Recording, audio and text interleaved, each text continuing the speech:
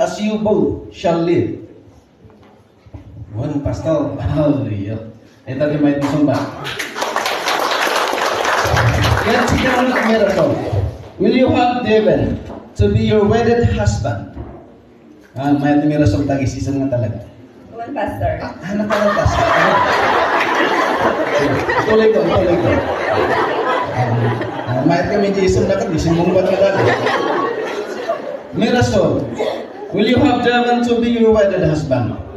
To live together according itilintag niya po Diyos in the holy state of matrimony.